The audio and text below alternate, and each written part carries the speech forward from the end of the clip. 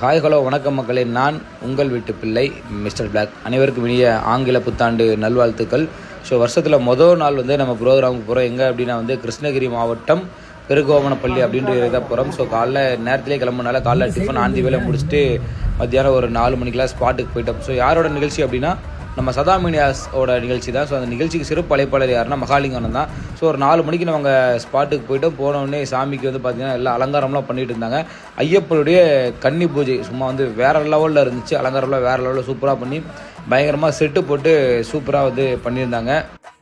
நான் அங்கே போய் பார்த்துட்டு அங்கேருந்து அப்படியே மத்தியானம் ஹோட்டல் கொடுத்துருந்தாங்க. ஸோ அங்கே போய் மத்தியானம் ஸ்டே பண்ணி முடிச்சுட்டு சாயங்காலம் ஒரு 7:30 மணி போல் ஸ்பாட்டுக்கு வந்தோம். வந்தோடனே பார்த்தீங்கன்னா மகாலிங்கண்ணாவும் சதானனையும் பம்பை உடுக்கை மேளத்துடன் ஸ்டேஜுக்கு சுவாமிமார்கள் அழைத்துட்டு மாலை மரியாதையில் செலுத்துகிறாங்க. உண்மையாலுமே வேறு லெவலில் இருந்துச்சு.